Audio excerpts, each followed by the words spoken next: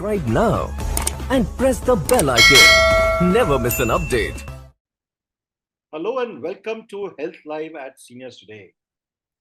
It's that time of the year when we are getting close to the end of the year. We are on December 23rd. And as it happens, this is our last health webinar show of the year, of the calendar year. We don't have a session next week on the 30th, and we'll be back only on Jan 6th.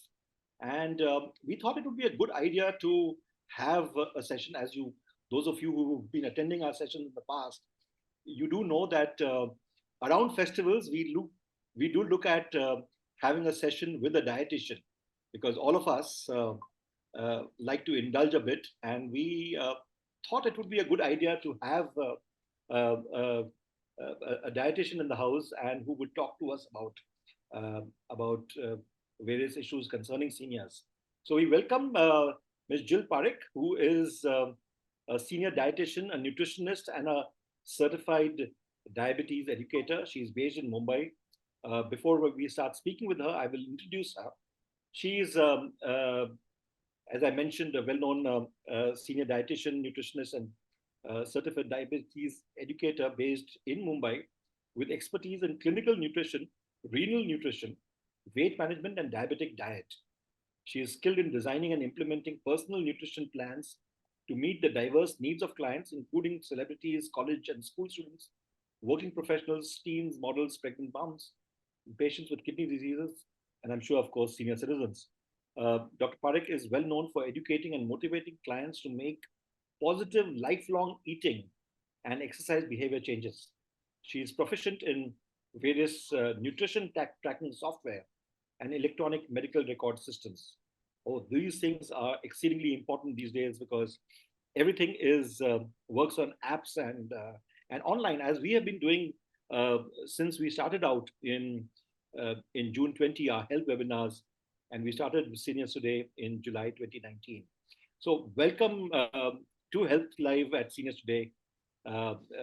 Jill, how have you been? Hi, good evening. I'm good. In fact, I'm excited about today's talk, and I'm excited about giving a little bit from my end to the attendees and explaining to them how can we make aging with care for kidney in terms of diet, the diet perspective of it. Yes. Absolutely. Tell me, I want to ask you this. It's a naughty question, but I want to ask you. You give advice to scores of people who come to you for diet advice and what kind of nutrition they should have, etc. How many of them actually follow your advice to the T? I would say only a handful few. What so happens is you're so motivated at the beginning of it, and then as the time passes on, you just forget about it. But there are the ones who really follow, know how it works for them and how it gives them the results that they need to have. So I would say about at least 50% would be following what is being told to them till the end of their time, maybe. Absolutely. 50% is a very heartening number. The other day I was speaking to someone and he mentioned that, the entire business model of health clubs and gyms, etc., is that 75% of people pay up and they don't attend. So, but 50% is a very heartening number. So that's good. And the fact that people follow the instructions that you give them.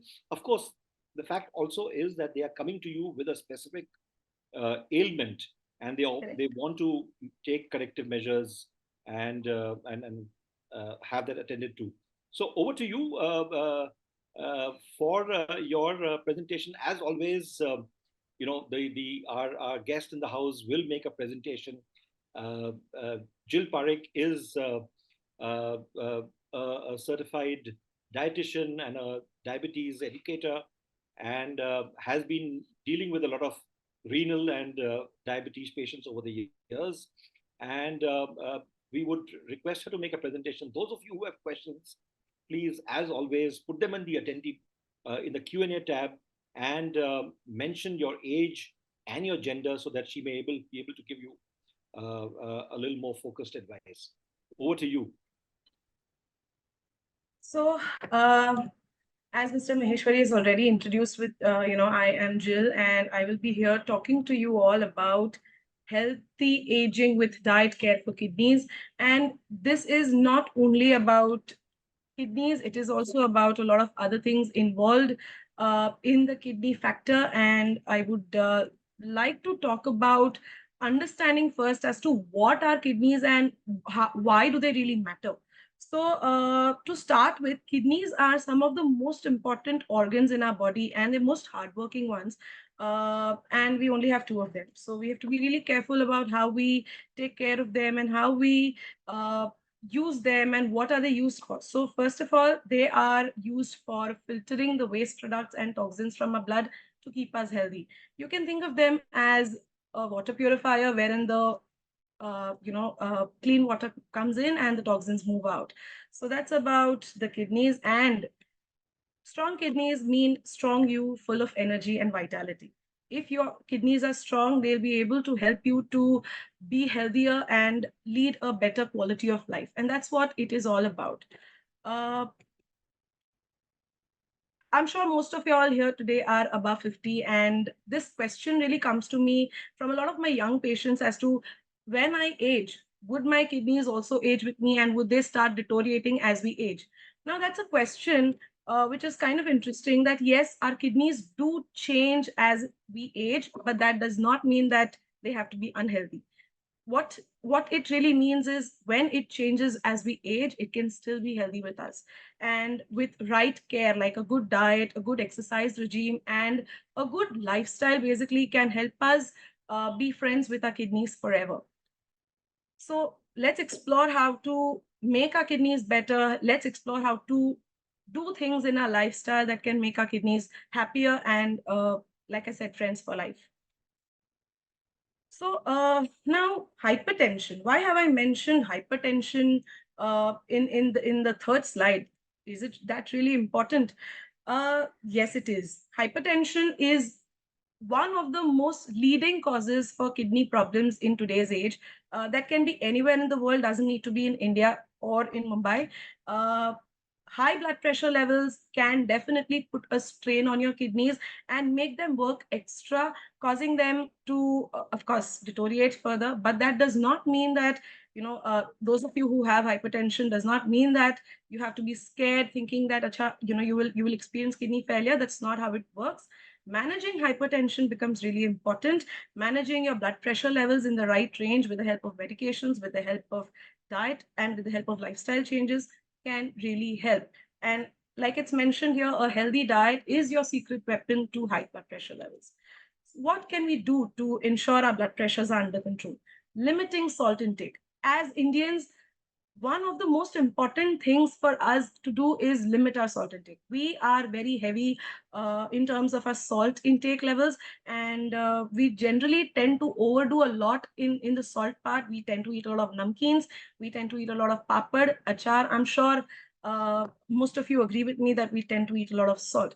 We need to limit our salt intake to about 4 to 5 grams in 24 hours.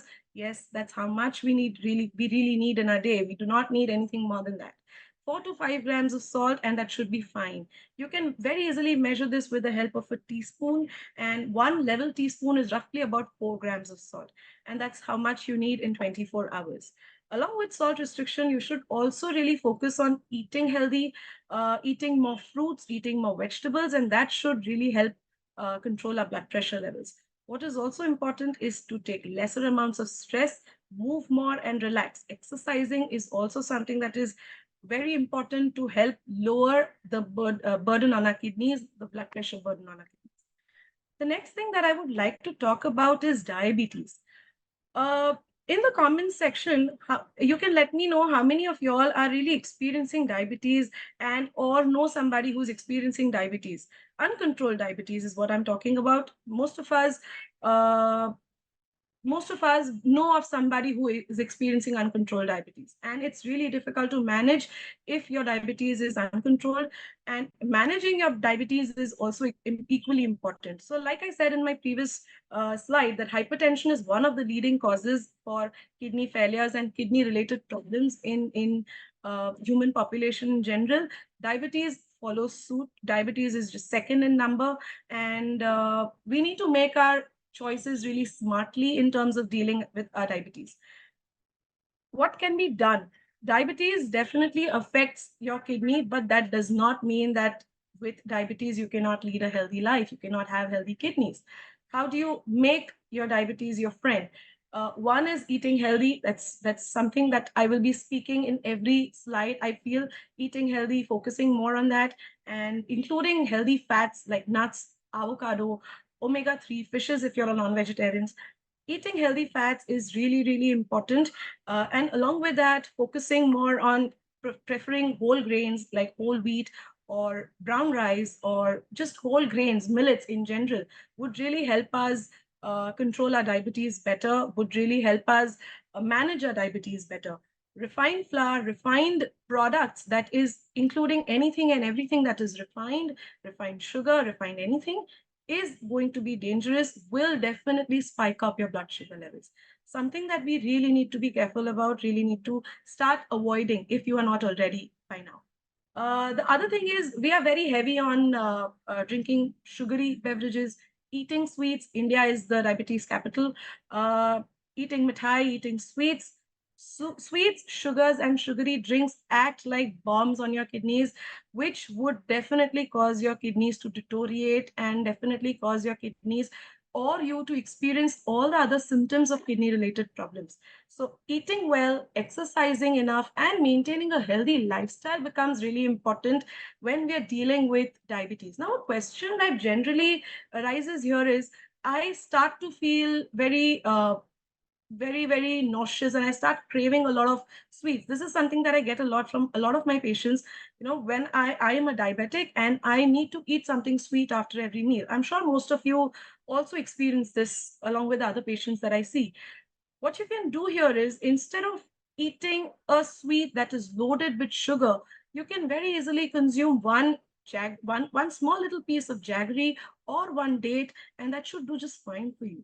Or eating something made out of milk, that will give you the lactose and it will also help you release sugars very slowly in your body. Eating well, eating a balanced meal becomes really important here. So managing your sugars is absolutely one of the most important things that you need to do. Focusing on vegetables, fruits, and basically the rainbows of our diet. You must have heard this a lot. Rainbow plate, making your plate rainbow in color. That's really important. And why is so? Because vegetables and fruits are the major source of antioxidants, vitamins, minerals, and all the goodness, of course, fiber in our diet. Uh, Fiber really helps control our blood pressure levels, also helps control our diabetes. We've already learned before that diabetes and uncontrolled blood pressure levels can definitely cause kidney related problems, and we do not want that in our lives. Vegetables and fruits are your personal cheerleaders. Certain colors, there's something called as polyphenols in the diet. These the colors of your fruit are not there just for the sake of it. They're there because they provide something. For example, red vegetables like tomatoes and carrots and beetroots, they're really rich in antioxidants, and they can really work well for us in terms of immunity provision and strength overall. Of course, we all know citrus fruits, lemon, oranges, mangoes, lemons, oranges, citrus fruits. There are all power sources of vitamin C, and really important for us in terms of our metabolism. We generally tend to do this a lot. I'm not sure how many of you follow through with this, but we generally drink a little glass of water added with few drops of lemon, either early in the morning or after a meal. Why do you think that is? We do that because we get vitamin C from our lemon, and it helps aid digestion. The vitamin C will act as a catalyst in our digestion process. So that's really important for us. Leafy vegetables, of course, minerals, calcium. You also get a lot of antioxidants from them, and it's Again, leafy vegetables also act as catalysts in our digestion process. So it's really, really important for us to make fruits and vegetables our friends and the star players of our meal. I will talk about how do we distribute the plate. How do we make our plate a little more nutritious in my further slides. Water. One of the things that I have understood is that we drink lesser amounts of water. And if at all we do, we drink water with our meals. It's definitely a bad practice. What I would really suggest is drinking water, spacing out water intake at regular intervals of time. One. Second is not having water along with your meals, because that really affects the absorption and the absorption of vitamins, nutrients, and the energy uptake of the body. So water are again your kidney's best friends. They help flush out the toxins from our system, and they help us stay hydrated, stay healthy. It's the winters. Often, most of us experience a lot of dry skin. Water is something that will really help us with our skin health as well. We should definitely aim at 10 to 12 glasses of water every day. Unlike the popular belief which says 8 to 10 glasses, which is, if I roughly translate it, each glass is about 200 ml. If I am drinking only 10 glasses of water every day, that's only about 2 liters.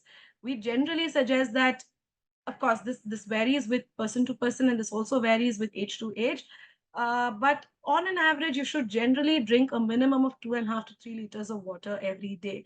That's really important for our system. It helps flush the toxins out. It'll help keep your gut system intact. It'll help with your motions. It'll also help with just maintaining a balanced kidney health overall. So water is freely available. Please drink filtered water. Please drink boiled filtered water, and that should really help you. Yes, the diet. Diet is something that we have criminalized, I would say, and the word itself is now started being using in a very negative manner. When we think about diet, we generally think it's more of eating only vegetables and eating only salads and eating only proteins. That's not how it is. A diet is rather a nutritious meal that you should be having, and while you're doing that, you should also focus on how you lay your plate out. If you see in my slide, it's very evidently and very clearly mentioned as to how your plate should look like. This is how the plate should ideally be divided.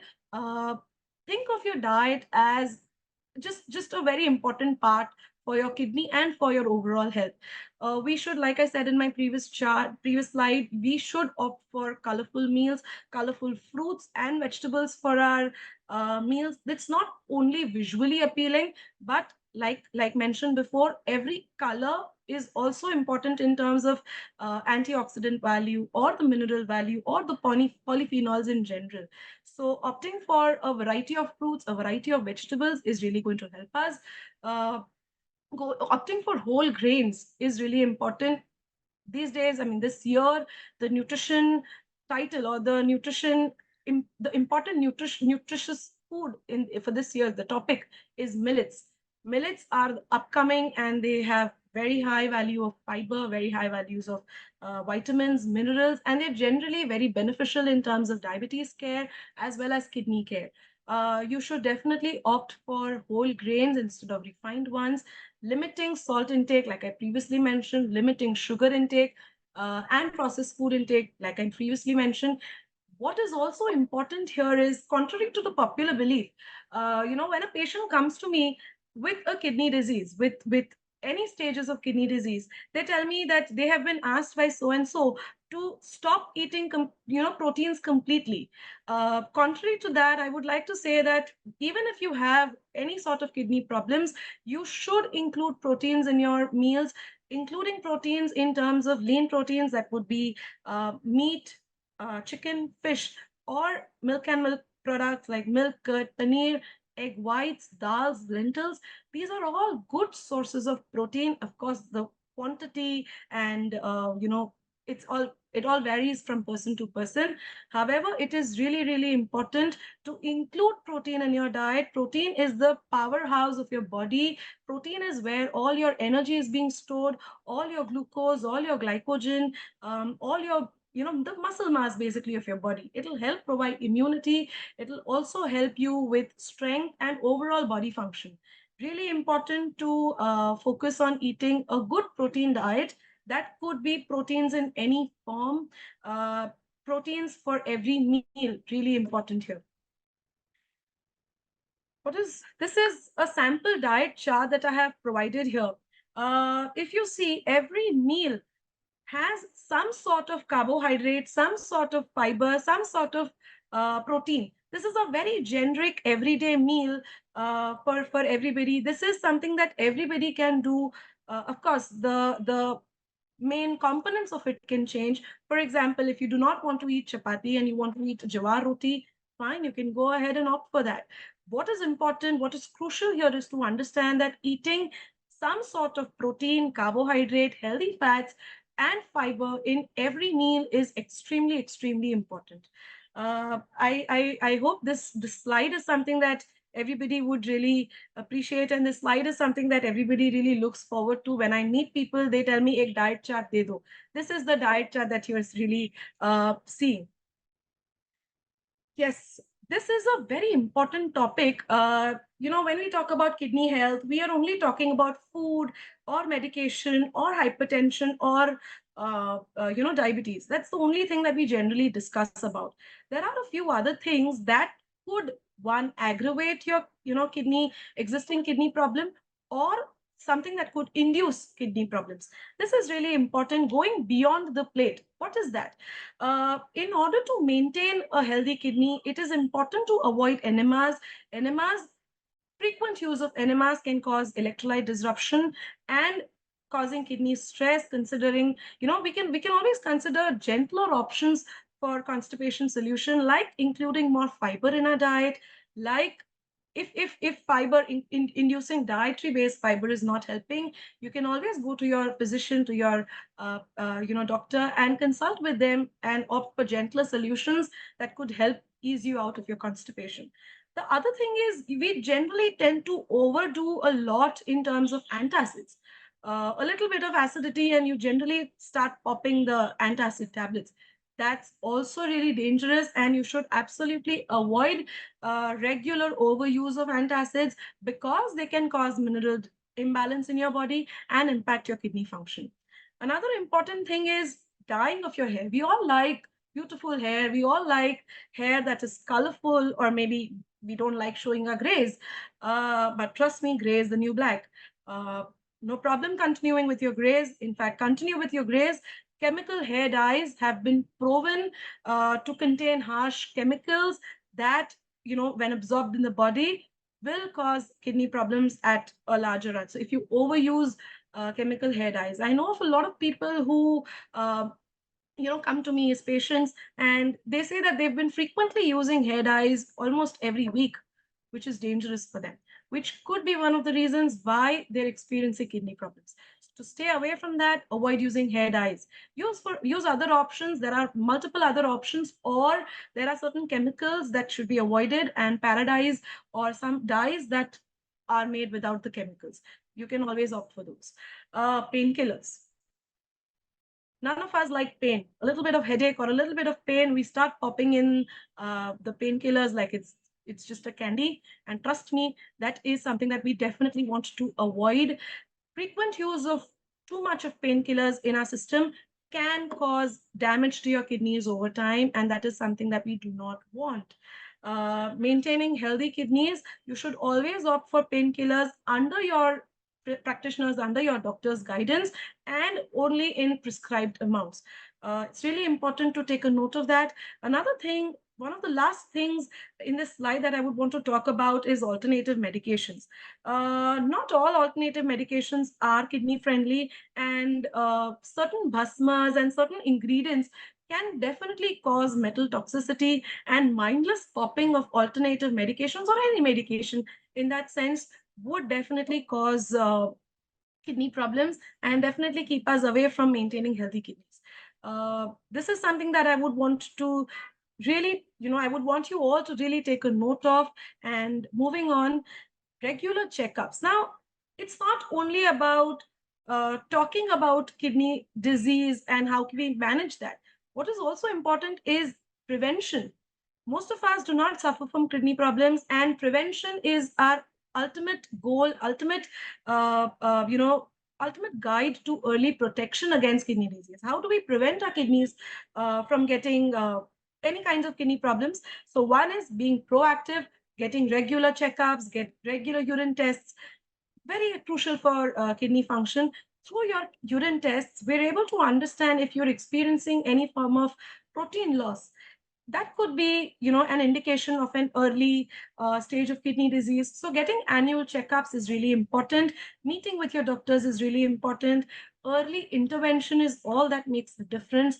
You can at the first and the second stages of kidney disease, it's really in our control to not let it progress any further. And we definitely are able to manage kidney diseases better if it is detected at an early stage. And how do we detect kidney disease at an early stage? Only through annual checkups and routine blood tests and routine urine analysis. So that is something that I would really, really need to add here. And if not, if you're not already doing annual blood checkups and annual follow-ups basically with your doctors, you should start now. It's the new year approaching, and one of your resolutions should be doing regular annual checkups. Really important. Yes, this is one of my favorite slides here. Please do not confuse your Google search with my nutrition degree. You will get a lot of information online in terms of what should be done, what can be done, and what is to be avoided. While a part of it might be true, it also varies from individual to individual as to what might hold true for person A might not hold true for person B. That's solely because every individual is different, their medical needs are different, and what is shown on Google is not always correct. In terms of you may be reading on some unverified website and you may get all your information wrong. This is from personal experience that a lot of patients come in with wrong information, with while they could have come to us and asked us the right questions, they did not. They went ahead and Googled all sorts of questions that they had, and they came in with progressive kidney failure in the end. That is something that I definitely do not want in any of my attendees today. So definitely do not confuse your Google search with my nutrition degree or any medical degree in that case. With this, I would like to hand over my talk to my attendees. If you have any questions, you can always mention in the chat box. Great. Thank you very much. You know, you have given us a very detailed presentation. You've been very candid about things. So I'm going to start taking questions now from people. Some of them have posted, some of them have Yes. WhatsApped In fact, me. I am able to read that. Yeah, so I can you will just, start answering. if you can just switch off your screen share, and I'll Sure. start with the questions. Um,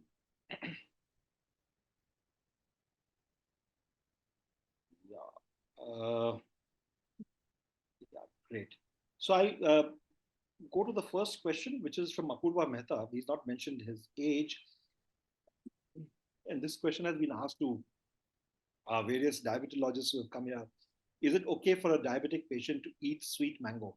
Let me ask you a supplementary question to this. How many mangoes can one have? It's never enough, I feel. One is never enough. However, it also depends on how well you're able to space it. It's not just about the quantity here. Uh, it's also about how well you're able to space it. So, for example, one is a poison for many, but three is just not. So it depends from individual to individual. However, a general overall blanket rule here is, as a diabetic patient, I do not only look at you as a patient. I look at you as a human being with desires and with needs and with wants to answer, with wants to, satisfy. So one is, yes, you can eat sweet mango. However, it needs to be in a very disciplined manner. Discipline is really important here. Doesn't mean that, just because I've said you can eat a mango, it doesn't mean that you should be eating a mango every day. You can be eating a mango provided your blood sugar levels are under control. You can eat a mango if you are consuming one, let's say maybe one mango in 1 or 2 days is okay. And what is also important is to understand that if you are on insulin or if you are consuming very heavy forms of diabetic medications, it's fine to have one mango every day. However, managing your other foods along with that is also important. Right. So that's a fairly, you know, good answer for people, because Yeah. what you're saying is that you can have mangoes, you can have a mango, perhaps a little bit of it, but ensure that the rest of the food is in order so that you balance out everything. Absolutely. Balancing is all the key here. It's all about a balanced diet. It's all about eating a well-rounded meal, including all the fruits, all the vegetables, all the grains, just a well-rounded meal that complements each other. Yeah, that is really important. Yes. So you know, you live in Mumbai, so is a bit of amras puri all right to have? It's one of my favorite meals, so I can't uh, ask my attendees to not have it. Yes, you can. However, the store bought amras unfortunately is loaded with sugar and is only made out of papaya and mango. It's not entirely made of mango. So what I would suggest is making your own amras at home without adding sugar to that, and maybe one small katori of it should do just fine. Anyway, mango is there just for a few months, so let's not make it into an evil. Great, thank you. There are a few more questions from Mr. Apurva Mehta. What Yes. nuts can be safely eaten by a diabetic, and what fruits are absolutely no good for a diabetic? So, as a general overall rule here, we are looking at nuts. We mainly want omega-3 from our nuts. We want the good fats from our nuts. And the majority of the nuts that we use can be eaten in a small little bit portion. What is important to focus on eating almonds and walnuts. Very good source of healthy fats for us, and very good in terms of managing a healthy lipid profile, which in turn also helps us manage our blood sugar levels, control our blood sugar levels. Moving on to the third question, that is what fruits are absolutely no good for a diabetic. Here it all boils down to the glycemic index of the fruit. So again, just boon boon se ghat barta hai is a saying that goes on. A little bit of everything is fine, but when you go ahead and eat a lot of it at once, that is something which is a no go. And what I would suggest is steering clear of too many bananas, too many chikus, sitafals, or any high glycemic value food like mangoes or even pineapples, grapes. They are to be avoided to a certain extent, of course, not to be overdone. Little quantity of that is just fine. We have a question about which are the vegetables that are high glycemic. High glycemic vegetables would include potatoes, would also include sweet potatoes, raw bananas. These are something which are high glycemic in value, and that is something that we would want to avoid. Yams, all the starchy vegetables, basically. Thank you. We have a question from Mila Mehta, who asks, you mentioned about whole grains being very good. Kindly share your views on millets and their various advantages. As we know, 2023 has been the year of millets, and India has Millets, been very, absolutely. of course, in the fact of the matter is that in India, there are a host of people who have been having millets for forever, you know, whether it Yes. is bajra or jawar or whatever, the bhakri that we have in Maharashtra is millet. So, but do you see that? Do you see, one of course is the response to the question, but do you see a movement around millets this year? Absolutely. Yes, I do. In fact, the awareness around millets has increased so much. People are starting to notice the benefits of millets, and people are starting to incorporate them in their daily lives, and are able to see that that has really helped them lower their blood sugar levels, that has really helped them control and manage their blood pressure levels much better. It also helps in losing weight. one of the most important things in our lives today is losing weight, and eating millets really, really helps us manage all of these at a much better level. Awareness towards it has increased more, and hence people have started to incorporate it a little more in our diet. However, millets have always been there as a part of our integral diet. You go anywhere in any state that you go in India, you will definitely find some form of millet-based recipes as a core meal in their just their diets. So, for example, you come to Maharashtra, you will find a lot of jawar bhakri. You will find a lot of jawar-based bhakri or nachni as a part of an integral part of our diets. Similarly, if you go up towards Gujarat, you will see a lot of people eating a lot of bajra, especially now in the winters. Bajra is very famous and very, very commonly used. So millets as a whole is really important for us, and eating whole grains by and large, including wheat, wheat is not a villain. That is something which is to be understood here, that along with millets, it's also important to eat a lot of wheat flour, of course, if you're not glucose intolerant and gluten intolerant, sorry. And millets are important. Yes. I'm just hiding out this image of this thing, but along with all of this, there are bajra chips, etc., that are there. Correct. Now these have entered the market, so obviously they are cashing in on the millet thing. But are these fine to eat? Because Now, they obviously have a lot of salt content. Absolutely, and that's what it boils down to. You mention all sorts of things: baked, not fried, air popped. They come up with new terms every time. What they do not mention is the salt content. If you just read the nutrition label, you just need to turn your bottle around and read the nutrition label and see how much trans fat, how much sodium, and how much sugar is present in that particular bottle, or in that particular, because these packaged foods are something that you just can't stop eating at one. It wouldn't stop at one. So it would be really heavy. The one which I have in my hand is per 100 grams is 379.5 milligrams. Correct. That's sizable. So clearly, it is. One needs to be careful about what one is having, right? Absolutely. And it's all about managing your portions better here. And I am not against eating packaged foods. It's all about making healthier choices, reading the nutrition label correctly.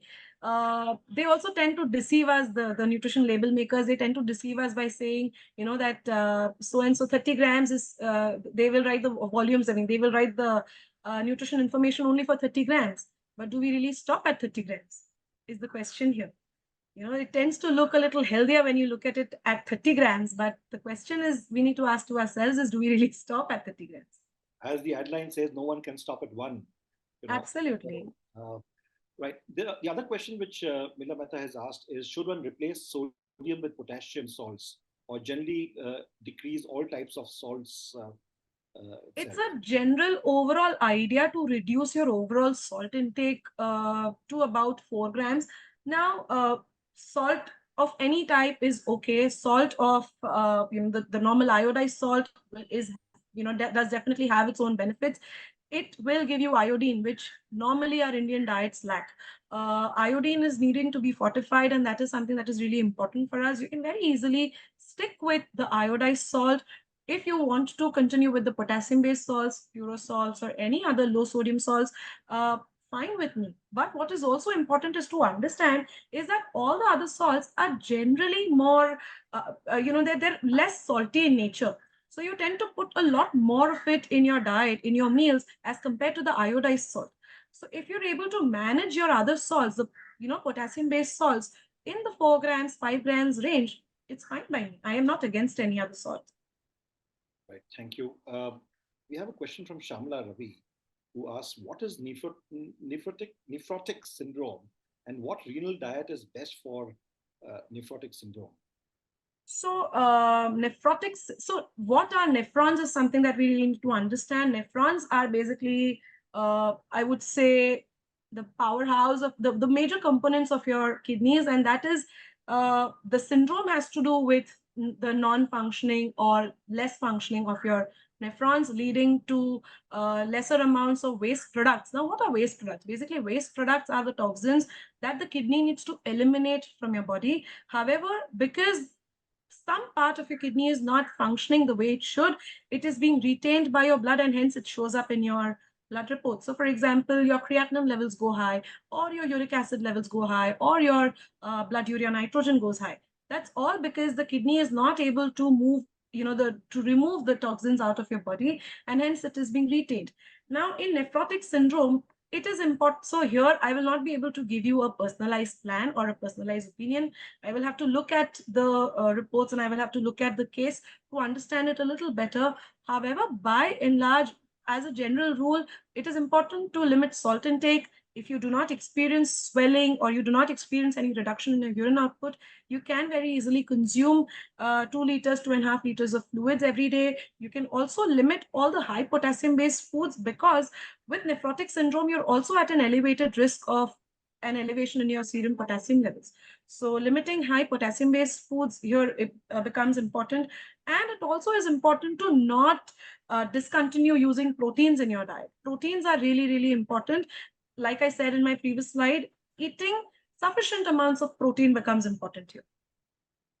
Absolutely. Thank you. We have a question from Mr. Narendra Shah, which I'm not going to answer because we've already given a precaution list in the past. And Narendra Bhai, the video of this session by Jill Parekh will be there on our website on Tuesday. Monday being a holiday, it will be there on Tuesday, along with the takeaways written by a medical practitioner. So you can please have a look at that. Those of you who may have missed out some of the finer details of the presentation, may not have made notes, it will be all there on the Seniors Today website. I'll just rush through the various other questions, look at only the critical ones, and I'm not going to look at medicines. So an anonymous attendee has spoken about minoxidil. Ekta Parekh, I'm sorry, you're just 46, so I'm not going to be able to take this question because this is meant for seniors. But there's a question which is there from here, and this is a question which is there from various people about vegetarian diet. Now, I'll give you the question from Mr. K. Suranayan, who's 71. He's experienced muscle cramps at night occasionally. Doctor has advised him not to stand and not to walk very much. He's prescribed him to take even 400.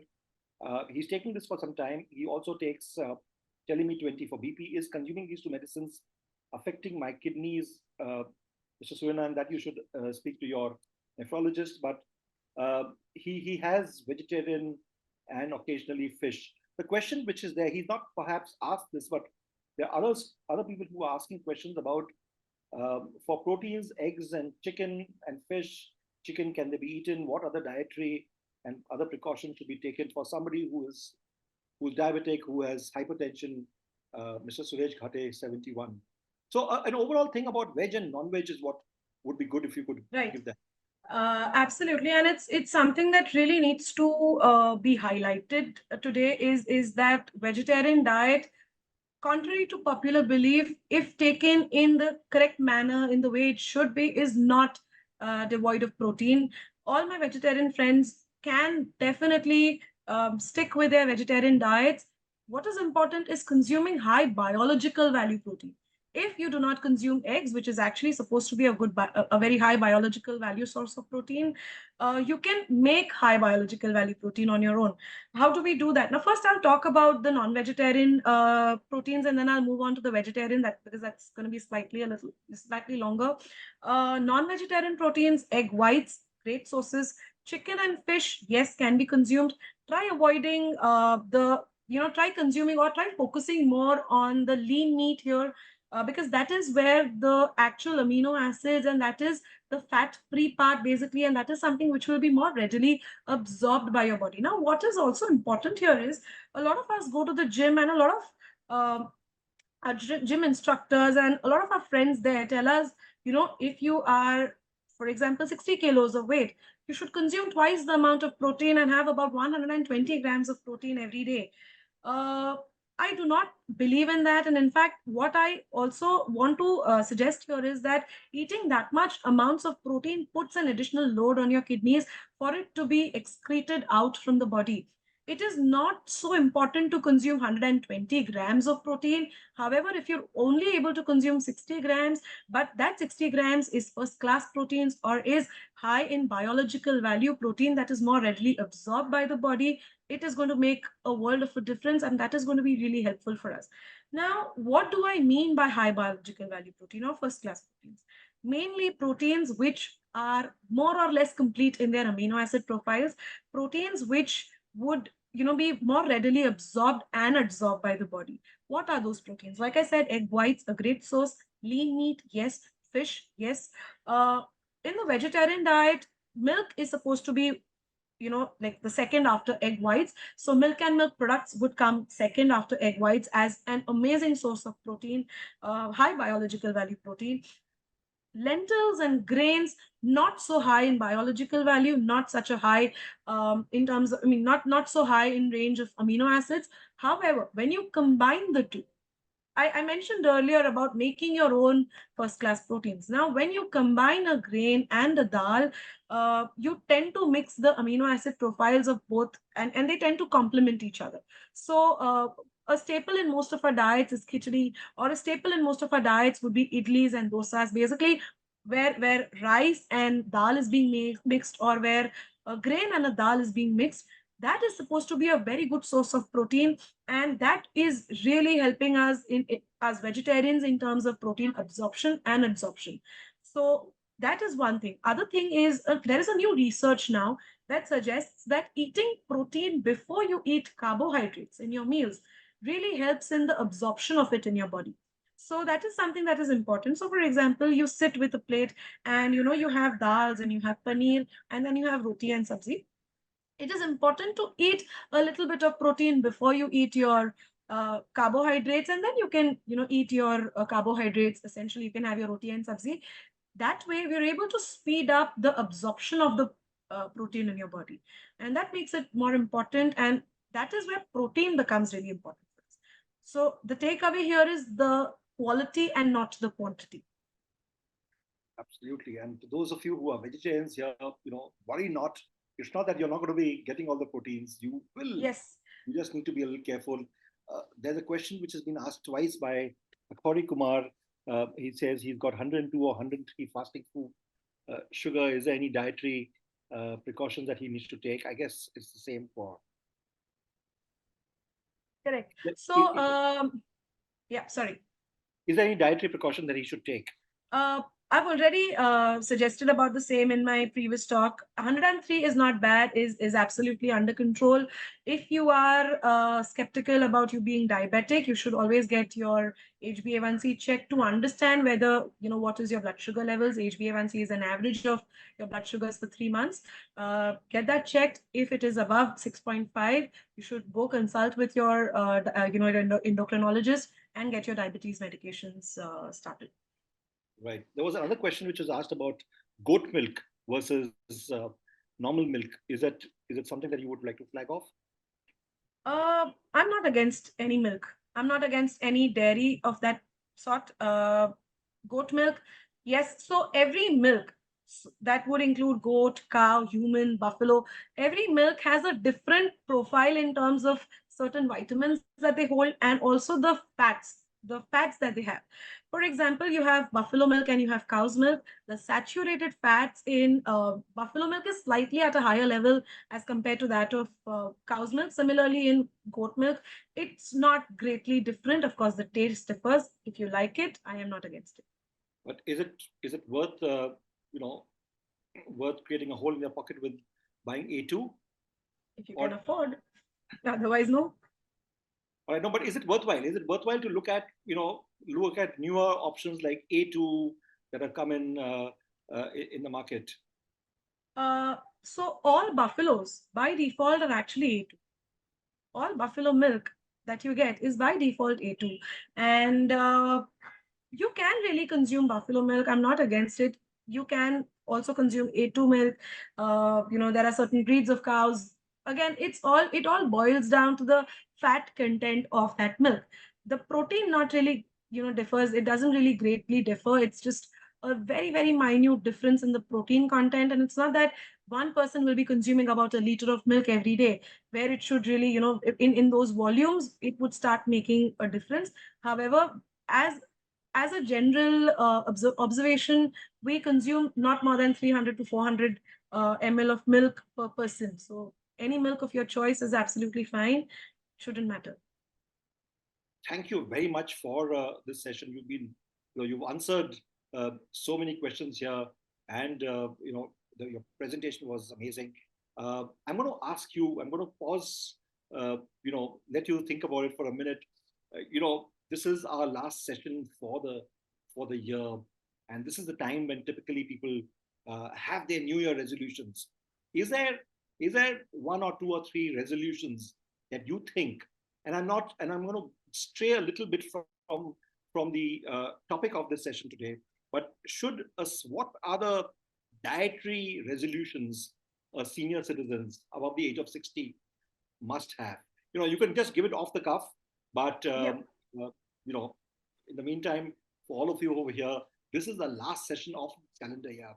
We will be back once again on January 6th, 2024, with a session on constipation. This is the Constipation Awareness Month, and so we will be back then. As always, in the chat window, there's links to our pre-registration.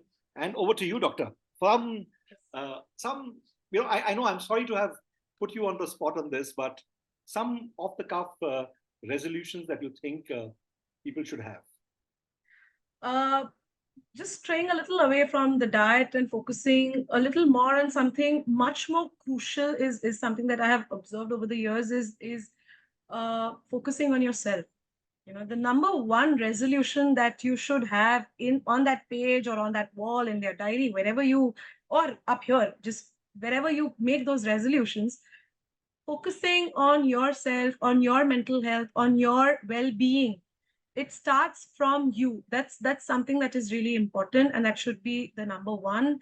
Number two would also, like I said, listening to what I have just said, incorporating that in your daily lifestyle, incorporating a low salt, low fat, high protein, a vegetable, fruit-filled diet.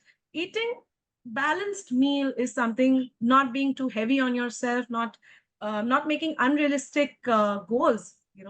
We tend to make unrealistic goals. I will lose 10 kgs in the first 3 months of 2024. You don't do that, and then all the other resolutions that have been written after that have just vanished into thin air. So making realistic resolutions, sticking to what is convenient for you, making better lifestyle choices, better lifestyle approaches, and firstly, the most important, like I said before, focusing on yourself. Making you as the main character of your life is really important. And that is something that I would like to, convey here. Thank you very much. I think it's a great message that we must focus on ourselves while we worry about the world.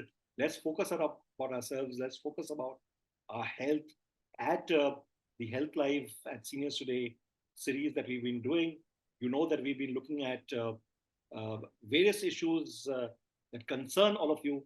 So please keep watching and look up our archives, which are there on the website seniorstoday.in/webinar. As you know, we have the Evergreen Club app. You can download that, and there are a host of other sessions that we have. Jan 7th is the finale of season 13 of Seniors Have Talent. So you can have a look at that. And before you all leave, and before I just hold our guest for a minute more, do have a look at our latest issue, Seniors Today, December 15th issue. I'm just going to request our producer to play a video, and I'll walk you through the video as well. So this is we asked one of India's best known cricket journalists. What if he's given a team, Kapil Dev, Sur Ali Khan Patoli, if Gavaskar part of the team, you have to watch.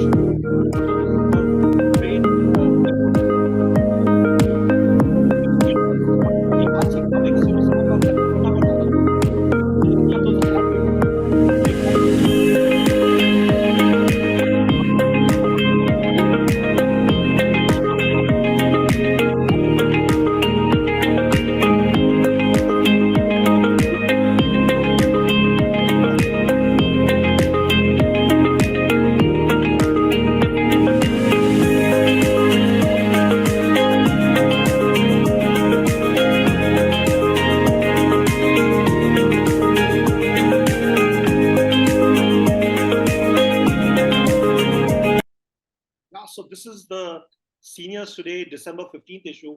It's there on the website, seniorstoday.in. It's available free of cost. No conditions apply. You can just read, watch, enjoy. We are working on the January 15th issue right now. There's a host of interesting content over there. As you know, Seniors Today is also available through the week, Monday through Saturday. So you can subscribe to our content out there. Yeah, that's it. Remember, once again, your Saturday, next Saturday is free. You don't have a Health Live session next Saturday. Don't have to worry about health, but worry, as our guest today, Jill Parekh, has said, start worrying about yourself. Look at yourself, look at what we have, what you want to do. And we'll be back once again on Jan 6th with our next session of Health Live at Senior Today. Thank you very much, Ms. Jill Parekh, for being here and for taking time out today. Thank you. Thank you. The pleasure is mine. Thank you so much. This has been great.